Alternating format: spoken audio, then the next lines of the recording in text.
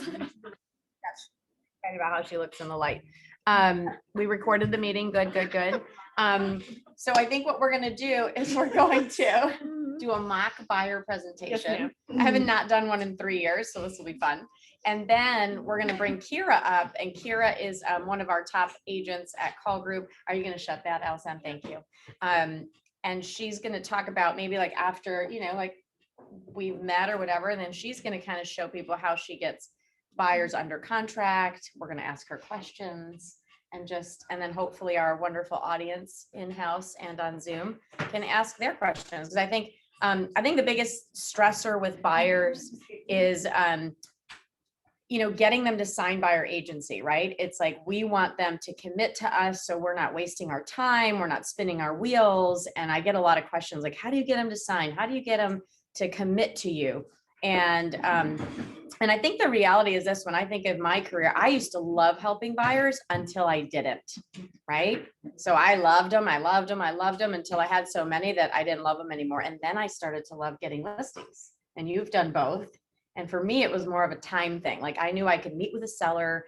I could, do the whole presentation. I could leave that seller with a contract, and then that was it. I didn't have to get in a car and drive them all around God's green earth. So I would say to you all that are buyer agents or working with buyers, if you don't really passionately love working buyers, they're going to feel it. They're just going to know that you are not in this, because it's a hard business, right? It's a hard job. So I would say that if you start feeling like you're not loving it, stop it. Yeah. And the other thing talking about this topic today is, we talk a lot about value at Caul Group and how do we show our value, because a lot of the public does not know how a buyer agency works. We think they do, but they truly don't by the questions that they ask.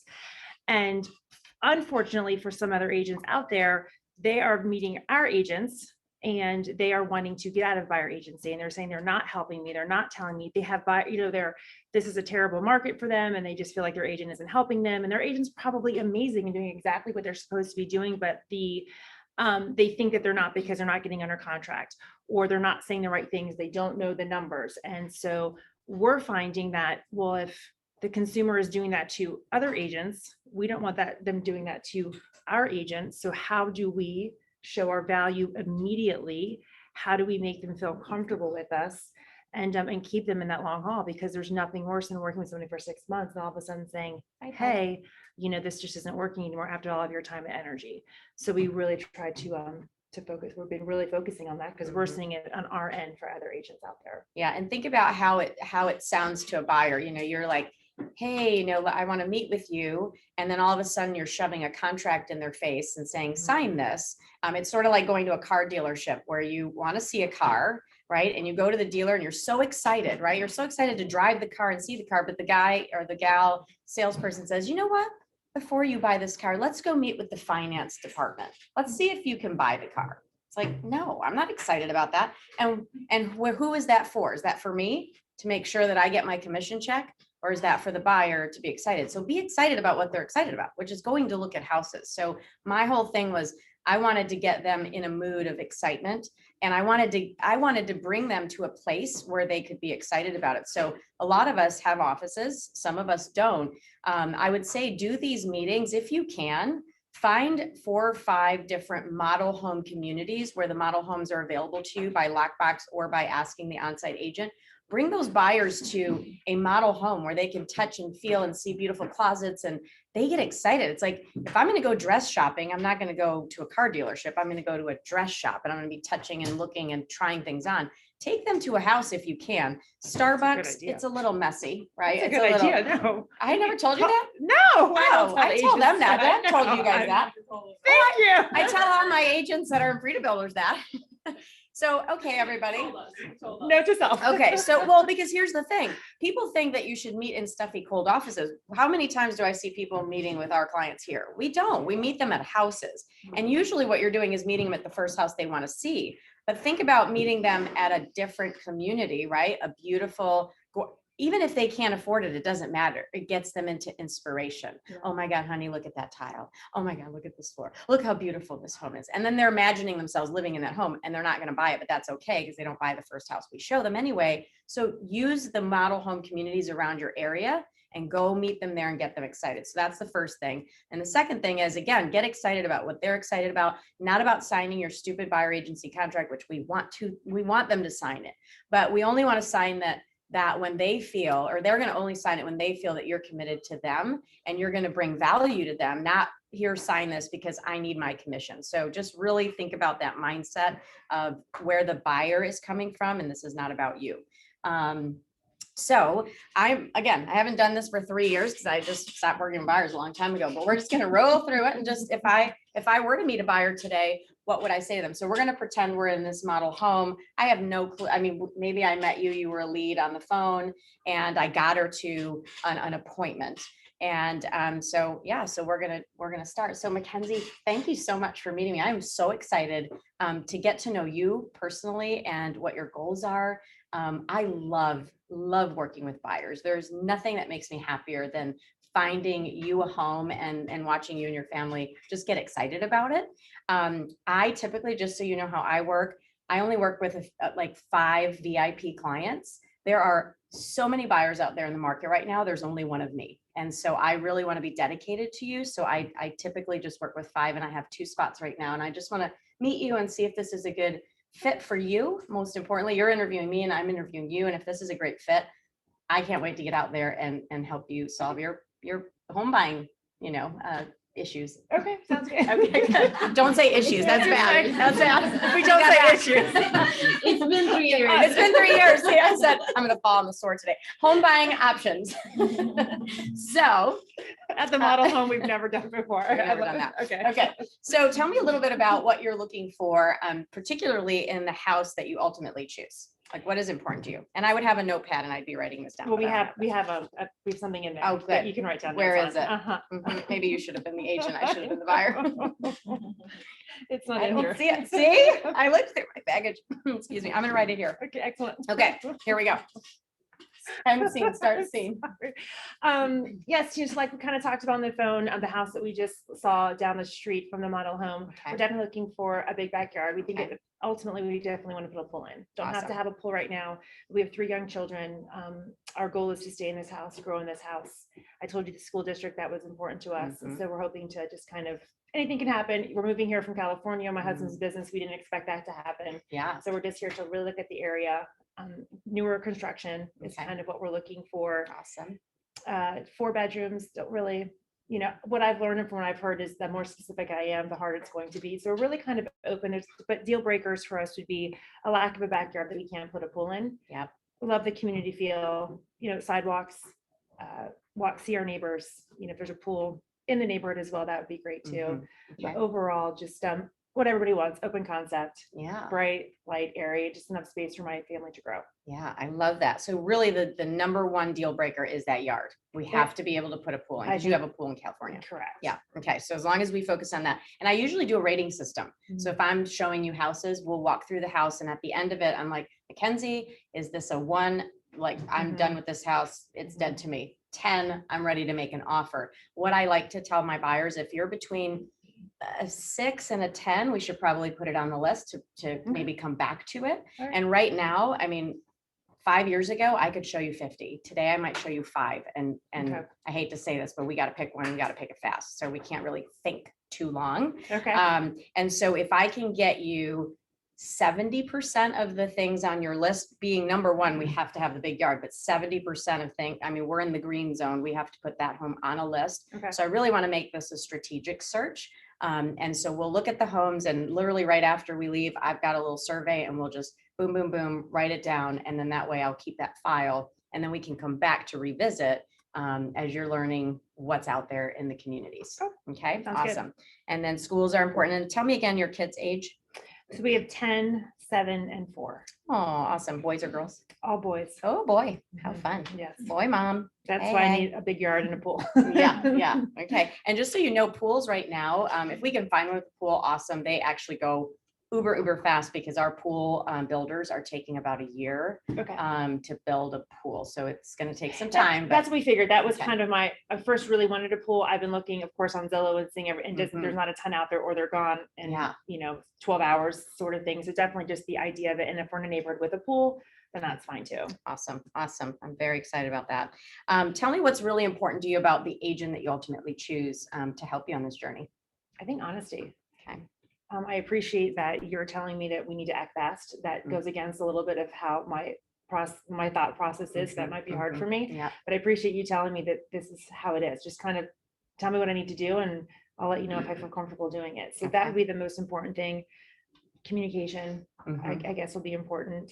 But like you said, things go fast. Yeah. And we kind of want to, we're here for a week and ultimately we'd like to put an offer on a home this week if we can. Awesome. Well, the good news about me is I've been in the industry for a while now. And I don't need this commission, this deal to make my house payment. And so the goal of this is you find the perfect home. I help you find it. We're a team.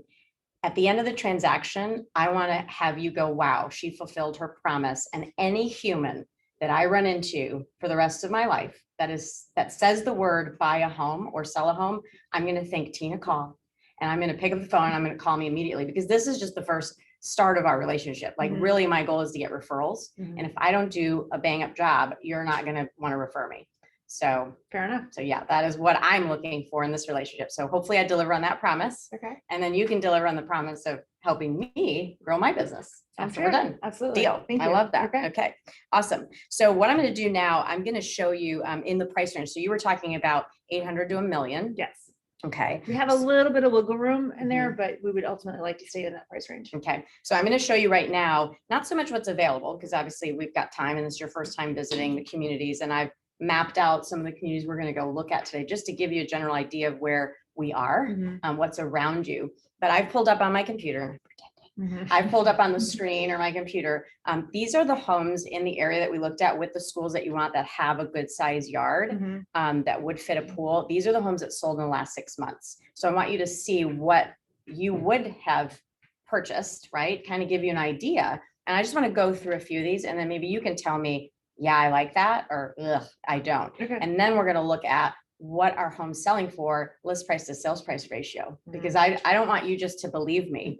I want you to see that when I say, Mackenzie, we need to write an offer on this house today, that you believe that we need to write an offer, and not only write an offer, we might need to write it 10 to 15% over the asking price.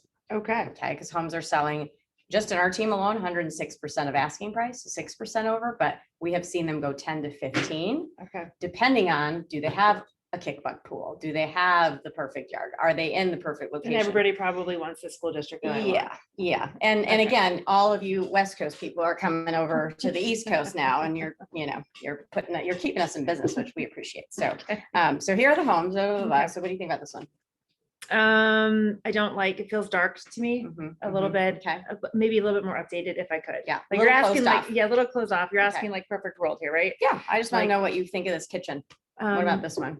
I would love a bigger island just for the family. We cook a lot, do a lot of entertaining. Okay. So I would like a bigger island. We tend to congregate my family and friends in the kitchen. Yeah. It's a little bit bigger of a kitchen. What about this house?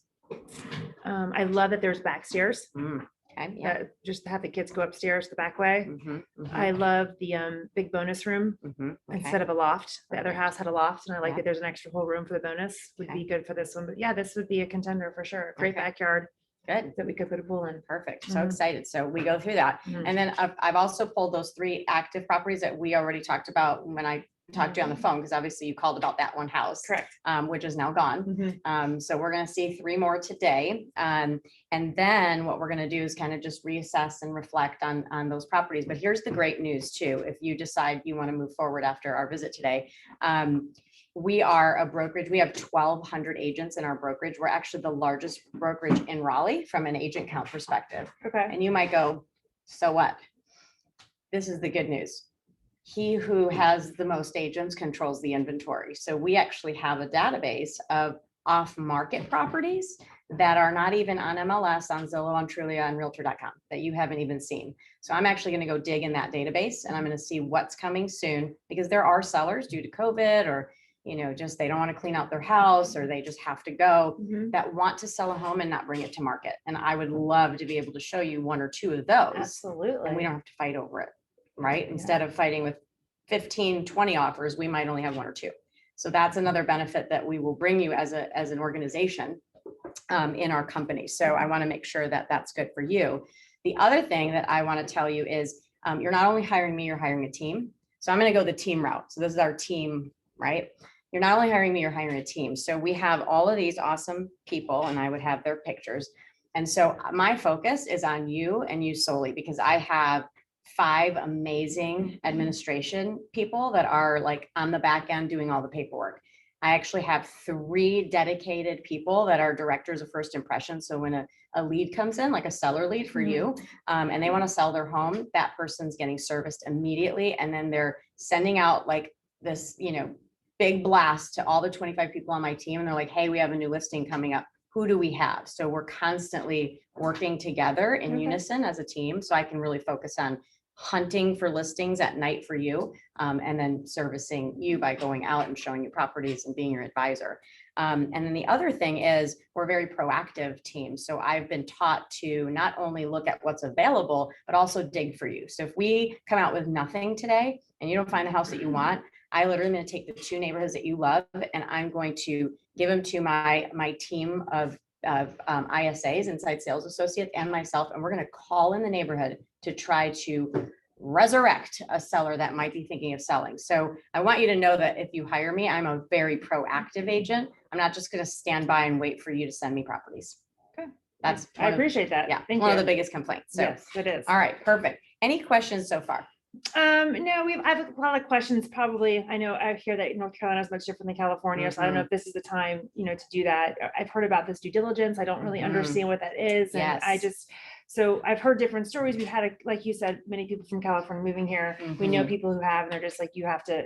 It's non-refundable deposit, which sounds insane to me. I don't understand that. Well, I'm going to calm you down a little bit about that, because it is kind of scary, right? You're going to hand somebody 20, 30, 40, 50. We've even seen them as high as 100, 150,000 non-refundable. But let me give you some assurance here. I personally have been in the business for 21 years, and we've done thousands of transactions. And in 21 years, there was one house that I sold, and we actually sold, it had mold, right? And to a point where it was $25,000 to correct. That was the only house that had the biggest issue, and it was $25,000 to correct. The rest of the houses that we sell on our team, or when I was an individual, the most that I would see like fall apart in a house might be a roof that needs replacement, 10 to 15 grand. It might be some cracked concrete. It might be an HVAC that's not working. So when we go into the mindset of buying a home, right, I'm looking at structural, which very rarely do we see houses that, are going to fall apart and fall down. So we're looking at all those things. But when you're about to hand over money, we're going to look at it and go, okay, we think that the HVAC, if it went today and you're about to do a $50,000 non-refundable, let's just add 10 grand to the number. Are we comfortable with this house knowing we might have to replace the HVAC immediately? And then you say yes or no. Okay. Are we comfortable with possibly having a roof replacement? You say yes or no. That way, when you go into the inspection and you've given these people 50 grand and they come back and say the roof needs to be replacement, you're not, oh my God, now I have to buy this house and the roof needs to be replaced. So we really kind of look at the house and what we think the worst case scenario will be. And then we backtrack and we kind of figure out our numbers that way. So be confident that most homeowners are spending about $2,500 to $3,500 in repairs on most of these homes. Like it's really not massive repairs. So that might give you comfort going into handing 50 grand. We're probably not going to find more than 5 grand worth of, oh my God, this needs to be fixed. And there's no way to ever get that money back. No. Okay. No. Unfortunately not. So, yeah. I mean, know this. I mean, and you've experienced it in California. Austin, Texas has experienced it. So many areas where that they were undervalued. Our area was undervalued for many, many years. So you're actually coming into an area where you potentially could buy a home today, and in 10 years, it'll be worth double, sort of like San Diego and San Francisco, right?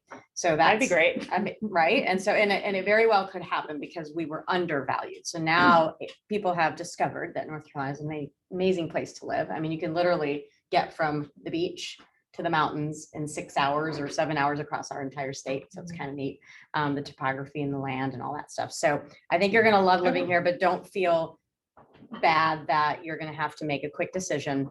And I'm going to be there to guide you. But yes, you might have to put some non-refundable. We are going to look at the house before that. Now, there are also sellers or buyers that I work with that are in California, and I have to be their eyes and ears, boots on the ground. So we'll do lots of video and stuff. If we find the house and it's perfect, I will literally drive down the street with a camera to show you from the entrance, how we get to the house, the pool, just so you feel really comfortable. We might have to make a decision without you even seeing a house. Okay. Up to you, your comfort level. Some people will not do that. Many of my But clients that's why I do. kind of want to be here too. I mean, if Yeah. I don't find one, great, but I think I'd be comfortable doing that Yeah. after Yeah. we get to know each other a Yeah. little bit. And I'll do a twist. Let's say you're not in the business 21 years. So Mackenzie, I've been in the business a couple years, but I'm going to tell you this. My team, we actually have 25 advisors, and collectively we sell 500 homes a year. So here's the cool thing for you working with me. Most agents sell 4 homes a year. That's it. So if I only sold 4 homes a year and I'm taking you out into the public and we're going to buy a house and you're like, how much money should I put down in due diligence? What should we offer on this house? Think of the knowledge base that I have selling 4 or 5 homes a year versus working with me. I have every Tuesday, my team, we get together and collectively put our heads together, and we have 25 experiences every single week. Think of the compounding of information that's happening in that room. And so this market's changing weekly, and we know what's changing. So we went from you have to offer 5% over asking, 10%, 15%. Oh my God. So we're winning offers in our office. We're winning offers because we have a team. If you're not on a team, you guys can say, I work in a brokerage. We have 1,000 agents. We have this community of agents helping agents. So every week we do masterminds. We actually see collectively what is happening out there in the market. And we have that knowledge. So it's not just, one agent selling 4 homes. It's always coming together because our brokerage is owned by the agents. We're actually the #1 independently owned brokerage in the nation right now. Mm-hmm. So either way, it's going to be a benefit to have that brain trust. So you're not just getting me, you're getting 1,000 other awesome brains in the community. That sounds okay. Very cool. Yeah. Okay. Okay. Well, I put in our packet a copy of the offer to purchase. I'm not going to bore you with all the details on it today because it can get draining, but our next step is going to be, let's get out there, let's look at some houses. And then when you want to make an offer, we'll just really sit down and get into the meat and potatoes of this. But I'm going to give you this because if you want to put yourself to sleep tonight, just literally start reading from line 1. Well, my husband's pretty analytical, so 13 I'll probably pages want to in. look at that Yeah, anyway. yeah. This is our buyer commitment. So basically, if you want me to commit to you and really say, okay, I'm not going to work with these people, I'm going to work with these 5, then I just need your loyalty that, you're going to call me every time you see a house, new construction, anything you see online, like literally I am your eyes and ears, because there's going to be things that you may see and get excited about and want to jump and maybe call the listing agent, that I'm going to not want you talking to those people, because I'm going to kind of figure out a strategy of how do we get in front of that agent? What do we ask? I'm trying to dig for information.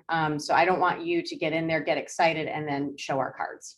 So Makes just sense. really everything, anytime you walk into new construction, even, like, I would rather you call me and have somebody there with you, because those people are working against you. Right. And so That that's makes why, sense. yeah. Okay. So that's why, we're free to you. That's so exciting, right? I mean, you don't have to pay me a dime. And that's where we get our professional fee is paid by the sellers or the builders. Okay. So, okay. So do I have to sign this now? Yeah. So what we're going to do is, this is the buyer agency agreement. I want you to take, I'm going to basically go over it. And basically it's, you can cancel it at any time. I mean, that's how I feel so confident in my ability to help you, that I'm going to make that commitment to you. You can cancel it at any time, but legally I have to have this. You have to decide, do I want this person representing me? Okay. Okay. So I'll put that in your packet, and we'll go to the first house or whatever. But by the end of the day, I do need to collect this back. Okay. And this is this is the process. We're going to start here. This is like a little roadmap. So this lady, Mackenzie, at my office, she made this, and it's so nice because it really is a great visual. And I don't even know what it says, but that's what it says. And that's It's the buyer really- process. It's just a nice little visual. We'll show everybody online, but it's a little placemat, a little roadmap, and you guys can go through it with them.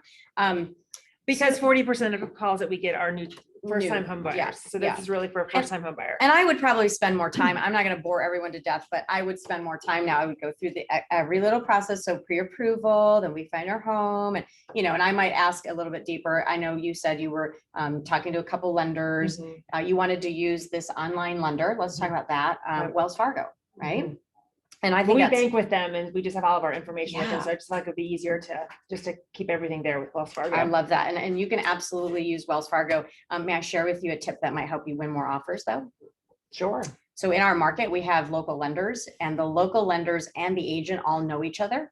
And so when we're putting an offer in and we're trying to be really competitive, if I have one of my lenders, Kendra or Chris or Sherry Riano, if I have one of their pre-approvals and I hand it to a listing agent and they go, oh yeah, I know Sherry, she never misses a deal, we're going to have a competitive edge. But if I hand them a pre-approval from Wells Fargo, which I hate to say it, but you're just a number there, we have the worst time getting good customer service from an outside lending source. So I would just say, if you want to have better chances, think about it. You don't have to make a decision today, but think about getting a pre-approval from a lender that's never failed us. Because we don't want any surprises going through this process. And So, you can give me those contacts. oh gosh, yeah, they're in your packet right here. Okay, great. Okay, awesome. Wonderful. Perfect. Okay. So we're going to then make the offer, which we're going to go in detail about the offer once we get to that process. Application process, what is that? Oh, your pre-approval, okay. What's that? Well, contract clauses, inspections, we're gonna do all the inspections, so just know that in North Carolina, we have our termite, we have our radon, we have to get a survey on the property. We have inspectors lined up. These inspectors, I've used them all on my own personal homes. So we worked with them for 8-9 years. They're awesome. So I'll give you all those people. And then even when you move into your house, we have people that can unpack you. We have people that can stage your home. We have people that can come clean and cook for you, whatever you need. Awesome. Literally use me as a resource. And just make maybe your one-stop shop. Okay. Then we're gonna do an appraisal, whatever. We're gonna go through this whole thing. Cause you tell I'm a driver. I'm like, let's go. Any questions so far? No, I really like what you had to say about the off-market properties and just kind of working for me. And I love thank you. I appreciate you giving me today just to kind of meet each other and see if this is going to work for both of us. And then I'll look at the information with my husband tonight and we'll make that decision. Awesome. Well, I'm so excited to get out there and look at houses. So let's go, because we gotta go. We gotta go look at houses. So, all right. Anybody have questions about that? I mean, that was like, whatever. Any? When do you do working with real estate agents? Did you do that? I probably did that. Yeah. I mean, I would have done working with real estate agents probably when I first met her. Yeah. That's something that would, if it It's in the used to front be, of our packet. I would Mhm. just say that. I don't like to throw things in front of them though. Maybe after we would have left or before we left, I would said, hey, I do have to get this signed though. This is not a contract. Da, da, da, da. And then, made them sign it. But I feel like, to me, like when people say, oh, I can't, it's weird, I don't like to get this contract signed. If you do a great presentation for a buyer and you kind of show them that you're not desperate for them and you're not shoving contracts in their face like the minute you meet them, which comes off like, I want you to sign this so I can protect my time, which feels icky. I really feel like if you give them a lot of value, and all I did was sell her the whole time of why she should use us, our firm, our company, me. And then I kind of said, I'll treat you like a VIP client. I only work with 5. You made me feel special. VIP. And then Yeah. VIP, and then you only have 2 spots left. Yeah. You better So I pick have one. FOMO now. I know.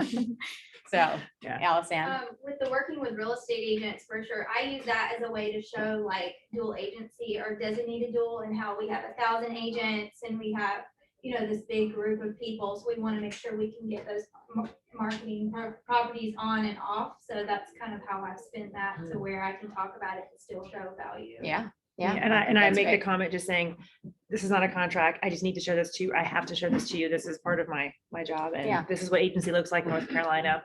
Here you go. And Yeah. then sign it. This is not legally binding. No, it's just, we're going to start talking about things. And Mhm. when you start telling me personal information, Yeah. we have to have this signed.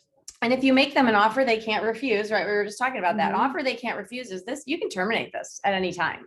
But my goal is for you to be literally, I want you to become my biggest cheerleader when you, and the thing that we fail to do is we keep failing to remind them of the commitment we made. So when I go deliver really great information to my buyer, guess what?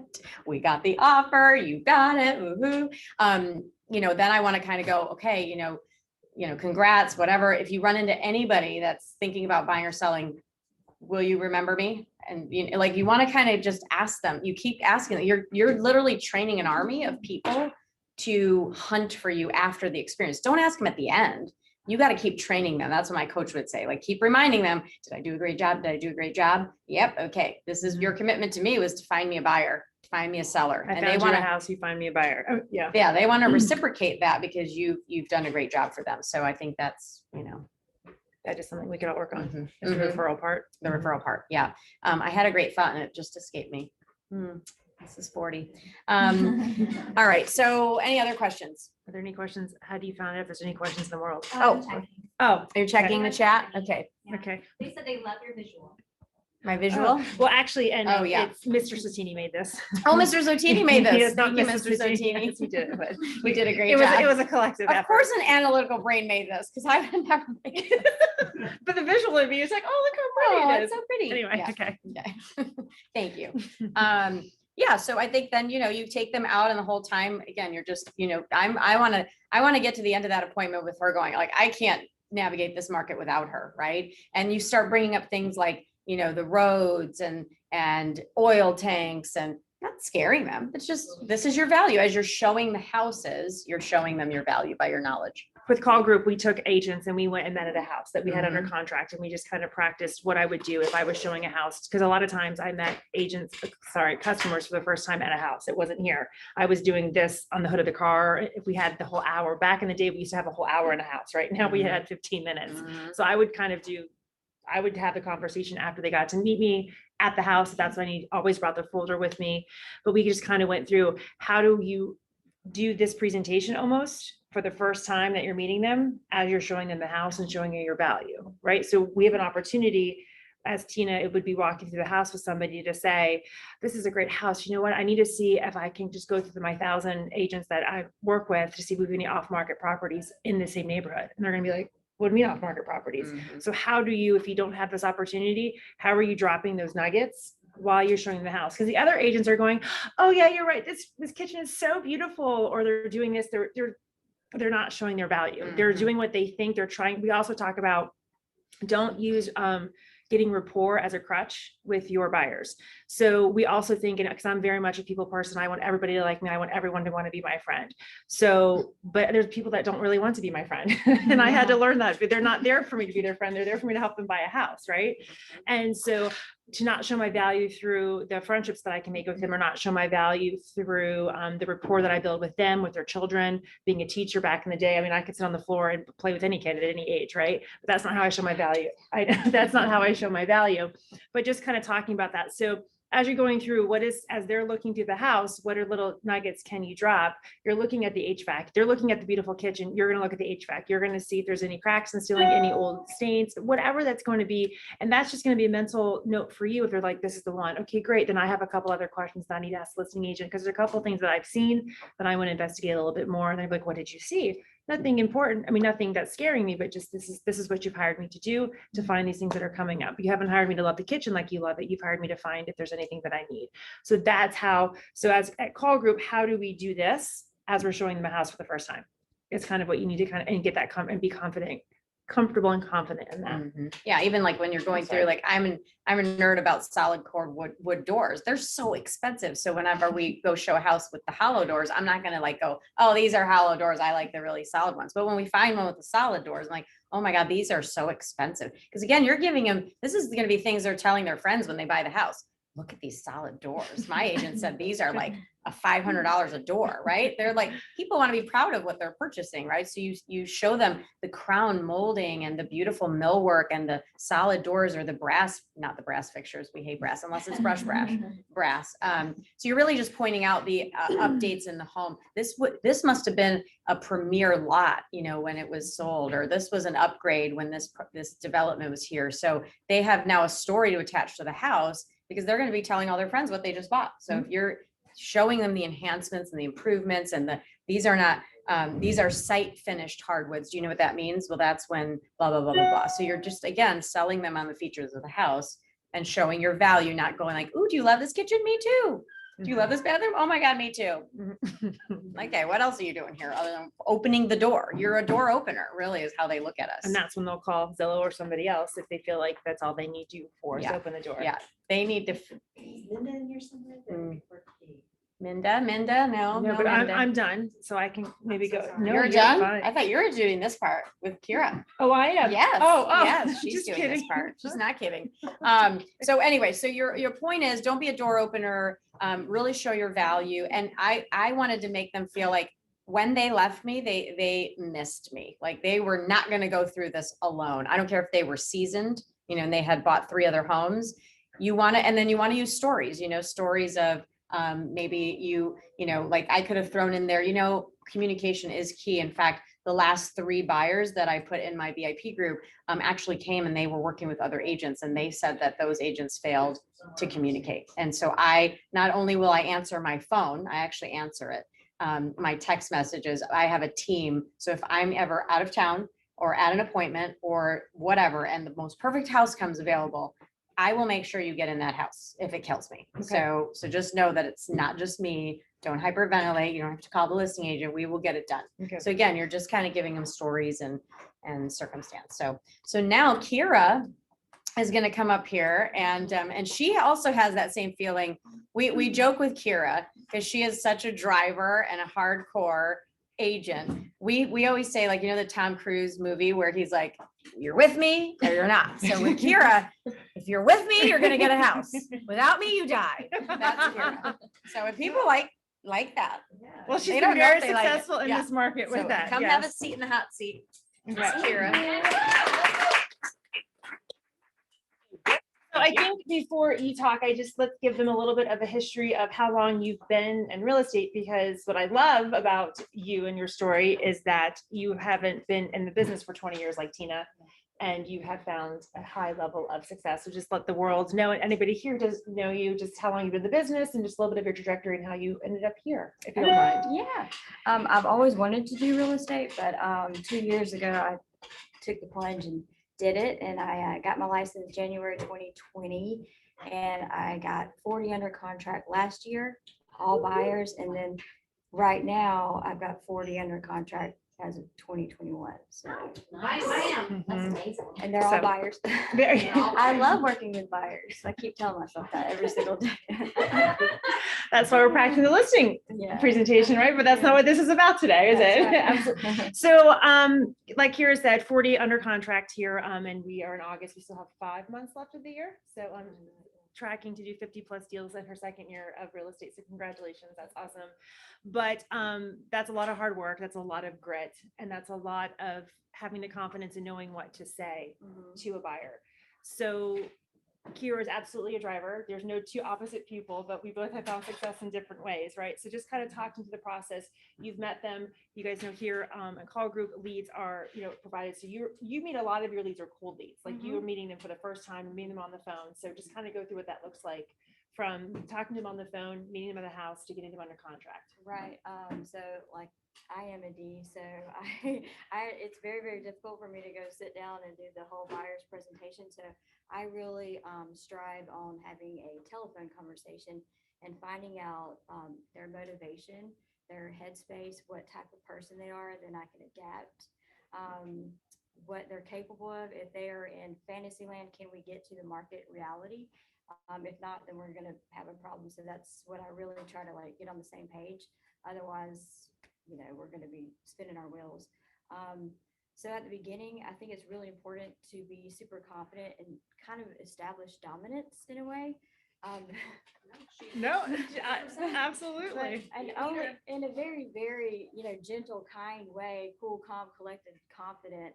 But this is my place of business. I'm the professional. I'm the one who is giving you advice. I'm the one with the knowledge. I don't come to your place of business and tell you how to do your job, and I don't expect for you to do the same. For me. You're with me or you're not. I mean, basically, I let them know, if you listen to me, because the whole point is it starts with a relationship, and for them to, have trust. Hey, Jordan, have trust in you, and say the words protect. There's key words, and just show your value. But confidence can take you a very, very long way. But so finding out what they want, what they need, if it matches the reality, school district, but they only have 30K to play with and they want to be in Panther Creek, that's not gonna work. So this is what we have to do. But anyways, I think it's really important to stay positive and have that momentum, especially the first 2 weeks. And then just get them in houses and get them excited. And that way they're on this momentum with you in this journey. And, then I try to get them under contract rather quickly. otherwise, if they're gonna be telling you what to do and you're just writing contracts and keep losing and losing and losing, they're going to lose confidence in you and your relationship is gonna fizzle. And I'm not gonna waste my time like that. It's not gonna happen. So, anyways, what other questions you got? Well, let's go back to a couple of things, if you don't mind, that you said. She comes from a place of the takeaway, right? She comes from the place of I think even from the beginning, when she didn't have a ton of business, it was just, this is how we're going to do it. And if it's just not going to work, she does not have any problem walking away from a client. She has come to me and saying, Mackenzie, they're in fantasy land. I live in reality. I don't have time for fantasy land. So do you mind if I give this to somebody else or just end the relationship? She has no problem terminating by her agency whatsoever, Yeah. sort of thing. So I think that's just coming from the place of, and that's what Tina was talking about, not coming from a place of desperation, not coming from a place, because there is nothing more frustrating than spinning your wheels and driving from Roseville down to Fuquay to wherever the case may be. And something else that you do that I've heard you talk to clients with and just helping other agents on our team is buyers come in thinking they know what they want, and not to be afraid to say, from what you're saying and what I'm seeing are two different things. So this is what I think that we need to be doing. You're saying you want Wake Forest, but it really looks like you want Cary. You're saying you want new construction, but you keep showing me houses that were built in 2010. So to really have that conversation with them. And like you said, this is what you're going to need up front to be able to play, to pay where play. play. Yeah, exactly. And I love working with clients. I think everybody deserves to get a home, right? And I love working with clients that they have every penny in their bank is $12,000. I really feel that we can, and I can, and I've done it several times. I can get you in a house. You just got to trust me, listen to me, and have an open mind as well. For example, I've been able to win multiple offer wins with a USDA loan or whatever, or something like that. It's just all in how you approach it as well. Let's see, okay, so there's, for example, a USDA. I already had it handed to my client, and it was going to be a multiple offer situation, and it was 1,200 square feet, and we've seen several, whatever. And then she said, you know what, the space is too small or whatnot. So I was like, okay, so she didn't want that. That's fine. And then the next house, she was like, let's go see this one. It's 1,100 square feet. No, we're not going to go see that because you just said no to those other two. So, it's just kind of like taking control a little bit. So you'll say, no, I'm not going to take you to that house. Right. Because Like, are you sure? I mean, I don't think a Yeah. lot of us do that, right? I think we're afraid to say that, right? Yeah. So that's just why I asked that, and everybody out there in the world. But I think a lot of us, Mhm.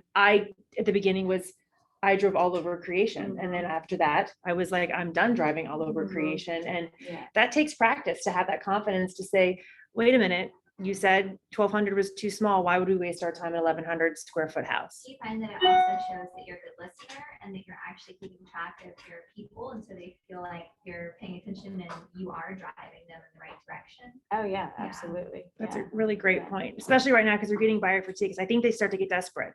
They've written a couple of offers, or there's not many houses, so they see something comes up with one of the things that they had to have. So then we have to go see it. Yeah. And you're like, If they- wait a minute here, but Yeah. let's. So that's a great point. Yeah, if they have a very tight budget, then we're not going to go see turnkey properties.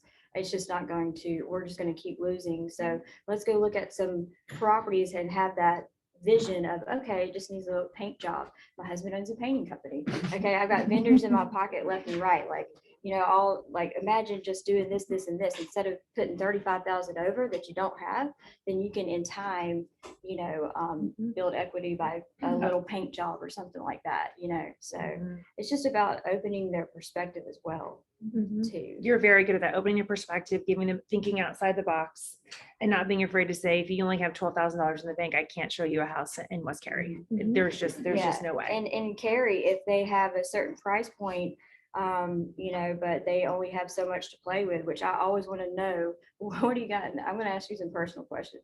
What do you have in the bank right now? What are you comfortable with us playing with? So if we need to go down on the price point and put a little bit less down payment, then that's what we're going to do to expand our, so we can throw out there. Do you ask those personal questions in that first phone call? I sure do. Okay. I want to know what we're working with. I mean, also, every situation is going to be different. Every client's going to be different. And then, it could be slow and steady, or it could be like, all right, you're a D2, let's get down to business, or, just building that rapport. I love these. I love other Ds too, yeah. So if there's not a D, how do you adapt to a me? I'm not a D. How would you adapt if I was your client and I don't want to be rushed and I really, really, really want to see this house. I know I said I don't like 1,200 square feet and up at 1,100 and I just please. We'll Kira. go see it. Okay. We'll I'm just go asking. yeah, I probably might be a little bit more personable. Just it's all about spending time with each other, and just getting to know each other. And then once you're in a house, showing that value. Like I'll even exactly what Tina said. While you're looking at the beautiful cabinets, I'm looking at the issues and the problems, and marks in the ceilings. I'm getting in the crawl space. I'm getting in the attic. I'm doing all that stuff. So letting them see my value, and I mean it because I've had so many bad inspections, but yeah, that's another thing. Because you're finding those special properties. Yes, off-market properties, special properties. We do make a lot of offers in coming soon status. I try to find properties that are off-market. I'm talking to my colleagues, my teammates every Tuesday. We have a list of properties that are coming up on the market, and I've gotten a few of those under contract. Let's see, there's some special ways also to like structure offers too. I don't know if you want to get into that, or Why don't you give them one example? okay. So it would be a special, what would be an example of a special, how to structure an offer? I think that'd be great information for them. Yeah, okay, so there's either a competitive offer or not, right? And most of it is competitive. So I work with Kendra McCormick, amazing lender. So is Sherry and Chris. But with Kendra, we are able to get our client through underwriting within just like 4 days, right? So then we can close in 2 weeks.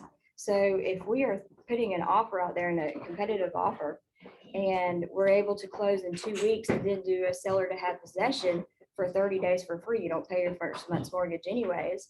That's if they are still residing there, or even 60 days, something like that. That's going to help, of course, the appraisal addendum, the 310 to put seller to make no repairs. And then let's see what else. If you, I always put a screenshot of their bank account to let them know that not only are we signing this piece of paper, if they have it in the, but a screenshot of their bank account saying, hey, we are ready. Okay, we can cover the difference. So we're super strong. Like it's all about the buyer's profile, right? Of course, you need to know the percentages in certain areas. Each area is different. Oh, how much you go over? Yeah. Oh, And that's just a absolutely. lot of collaborating, or even looking in MLS and doing your research and stuff. It's very important to put it in an email whenever you do submit an offer. The way you structure it, just make it very, very easy for the listing agent. I get a lot of feedback saying, thank you so much for just this well put together offer. And we all do it because, that's what the Tuesday meetings are for. To learn from each other, right? Right, absolutely. Talking to listing agent is a big deal. We talk a lot about that, having relationships, and Yes. not just in Caul Group, but Freedom Builders, the relationships that we have with other agents. And Yes, and I've actually been able to, I've been able to negotiate as is offers while we're under contract. I still get things done. Because first off, you never know if you don't ask, right? But it is all about how you approach the listing agent, and especially if it has something to do with like safety or whatnot, or termites. I was able to get the termites and a termite bond on a property that was, 50 offers, and we won, and they're taking care of it. So you just, you never know. don't be afraid to ask. With that, how do you approach listing agents? Like, do you have a certain process for like building rapport with them, or? Yeah, I usually like to text them. I'm not a big phone person. I don't like talking on the phone at all. But usually I like to usually I'll text and I'll just ask, certain questions. I try not to annoy them. Or, it's simple questions, super like trying to be exclamation, how are you, blah, blah, blah. Not like you're just this agent, like, and also read the freaking MLS first before you ask I was the just gonna listing say that. agent. Read the agent. Yeah, Remarks. I mean, because that Check all the documents. The worst Yeah. thing to do is to say, hey, I can't find this. And it's just, yeah. the listing usually- agent will not forget, I right? Or know. ask somebody else on the team or in Freedom Builders, are you sure you don't see it too before I call the listing agent, sort Yeah. of thing. Usually I'm just asking, hey, are there other offers and is there a deadline if it's not in MLS? So, yeah, and what's up? I got a question. So if there are other offers, which is extremely common in this market, do you have a blanket answer? Like, we're gonna need to go to 11% over? Or, I mean, obviously you run the comps, but if it's priced right on the button appropriately for the current conditions, right, and the market, and it's a hot property, it's like a revolving door, what do you have a standard formula, or what do you suggest? I say, this is what I suggest. This is what I would offer if I were you, and this is what I suggest. And then I break it down to them, and then they're either like, oh God, Keira, that's like, but we've already had this conversation. I already know their comfort level. I know what money they have in the bank. I know what we're working with, right? So I say, this is what I would offer.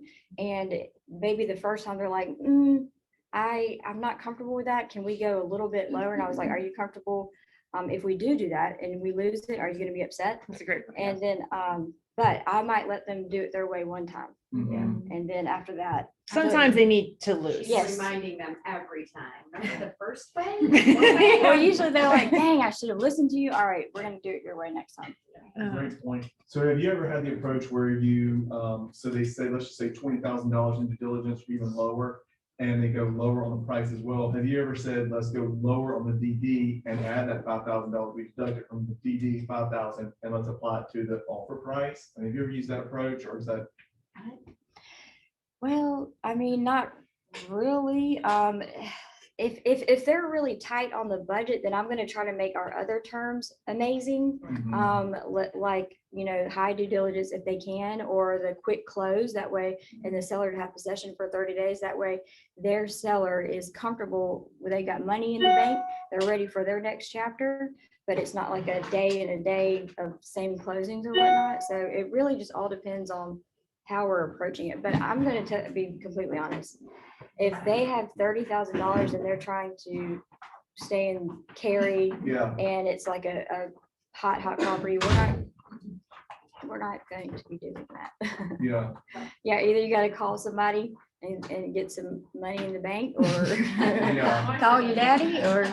Yeah. And I think that's going back to asking the listing agent. So I would call the listing agent, just say, other than high, due diligence, all the things, basic things, what else are your sellers looking for? And some of them, it is the higher the price. And if you can, meet that appraisal gap, if there is one, and show, I've always been proactively showing the bank. I think that's for the agents. I don't even have the agent have to ask it. Proactively share that they have X amount of money with the offer. Yeah. And you've got your proof. And Yeah. Another thing is, I am not trying to get my client to fall in love with one house. Like, in fact, I always say, let's not fall in love with the house until at least we're under contract, and we'll make several offers on a weekend. And you know what I mean? So maybe we'll get one, maybe we won't, or whatnot. So usually it's about 3 or 4 offers out there, just to even, get in the house, get a house, really. Mhm. Yeah. Which is something you have to be careful with, because you don't want them to own 2 houses at once. No, that never happens. I pulled it back like immediately. Or just make sure you pull it back, just for Yeah. our new agents Oh, out yeah, there. yeah, make sure you pull it Okay, there is a timeline there, so Yeah, we can talk about that offline if we need to. Any other questions that you guys wanted to hear from Keira, or have a question about her and how she has sold 40 homes already this year? How about working with clients that are FHA, VA? That's really all they can. So often I work with FHA or VA. We're not going to go after the really, really super competitive properties, and if we are, then we're going to let that listing agent know. And I definitely, you want to screenshot if you're putting over asking, you want to screenshot and say, hey, we do have the funds in the bank. We do have a strong profile, even though it says FHA or VA or USDA. Let's see what else. So at that point, you don't sign the appraisal addendum, because the FHA, VA addendum trumps that anyway. But you go above and beyond, saying, here's their account. Mhm. Because the addendum says that the buyer can make the gap, but Yeah, But The- FHA then only protects, and VA only protects earnest money. yeah, exactly, exactly really what it doesn't actually said, yeah. Do anything, right? It Yeah. was before when we were putting deposits down, if the appraisal didn't come in or it didn't come in at asking, they could get that earnest money back, but they never get the due diligence back. Yep. So it doesn't really matter, you can put it with it, and, you know, a lot of people just want to use their VA eligibility. Yeah, And they have the I do cash. the appraisal denim every single time. And it's basically the listing agent just is not, doesn't know. They They have a fear of like, oh no, we're gonna, the due diligence is not the due diligence, it's the earnest money. And if you need to, I put that in the email, just saying, just to let you know, I know says FHA, but we've got the money in the bank. And also to clarify, the due diligence is yours if we walk away. So. Sometimes we have to educate the listing agent. Yeah. I mean, FYI, this is something, this is a Yeah. listing agent. It's always been, we've always been the first one, but Remember, 4 homes a year. yeah, so don't be afraid to. I don't want to turn off. Oh, sorry, we had a little bit of technical stuff out here. Don't be afraid to, and a very nice email to kind of educate the listing agent, because whatever, they're gonna go back and tell their client, it's FHA, walk away. There was a VA loan that they were using VA because they had plenty of money in the bank. They wanted 0% down because they could, and the way that the finances were. So again, we showed proof of funds that the only reason why we're bringing 0% down is because they can, and he's a vet. So And they get a basically, better interest rate. and they got it, and we did try to do conventional. The conventional didn't show a better interest rate. This house was 2015. This was in 2020. So they always freak out because of the inspections, right? That the VA, it's the inspection part. So I'm like, remember, this house is 2015. I'm not expecting anything major happening. If there is, having that conversation up front and just letting your buyers know what it really means to be in a VA loan, right? And coming across that it's not awful. It's VA's got a bad rap, I feel like. Sure does, They're- and it's sad. And it is because they're highly They qualified. Deserved it. And they, right, so, and the FHA again goes back to the they can be a little bit more stringent on the inspections. And they also can be, that appraisal stays with it for 4 months or 6 months, stays with it for a while for that And property. sometimes then maybe it's best to go do construction if you can in that price point or whatnot. That's another thing. Get on every VIP list there is in the builder, and then keep your CRM tight, the follow-up game strong. Aw, And I love that you just said that. and that way, whenever, you get an email, like, our team is amazing at, like, once we get an email, we'll share it with the whole team, like, and that might be a fit for you and your buyer, and Mhm. that's another thing, like, every night I'm in MLS or somewhere trying to find properties for my clients. And I only like to work with a few because it really is about quality at the same time, which actually results in quantity. But then I can really, really focus on them. And so that's So glad she brought this up, because I was gonna raise up there before we wrap up to say, do not be a passive agent and you wait until they call you to send them a property. That's what most people do. We get so many buyers just because their agents are passive. We've actually have agents on our team that have lost buyers because they were passive. And that's what I used to do. Every night, I want to go into their profile and I want to start searching, and I want to go, how about this one? How about this one? How about this one? Even if they say no, they're like, oh, she's back there working. So don't be that passive agent that just sits back and does nothing. As a buyer's agent, you don't know what your schedule is going to be sometimes because you don't know when they're going to want you to see a house. But what you do know is first thing in the morning, what your schedule can be before they start seeing a house. You're not gonna show a house before maybe 10 during the week, maybe 9 on the weekend, right? And then your schedule late at night. So it's in the morning, you're getting your HUD ready for whatever showings you're doing.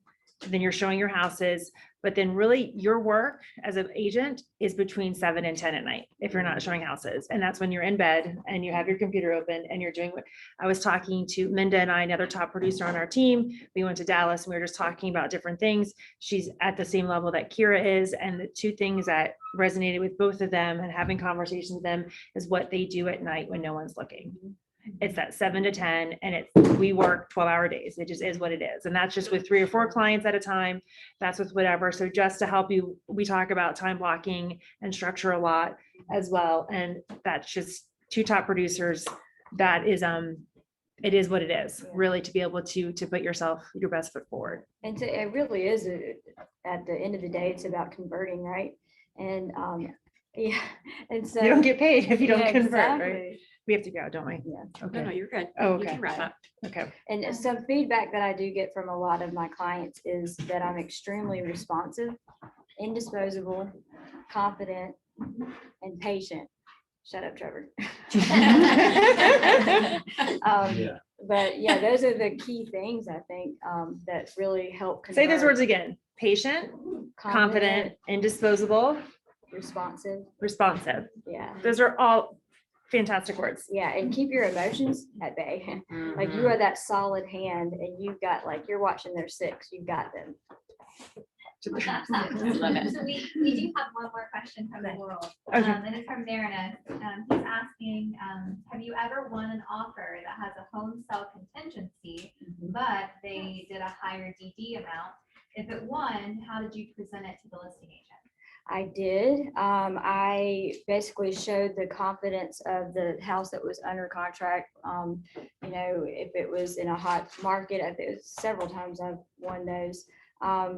I've got them to talk to the other listing agent to let them know how confident we are with their buyer, you know, so it's just a matter of how you present it, and just building that rapport, you know, with the listing agent as well. Mhm. I just did that too, and I had it contingency. I said we took a lower offer to have a higher due diligence, so that made them feel more secure in our house that we were selling. And then we went under contract with a really high due diligence, 25,000. I mean, it was in Garner, 25 grand.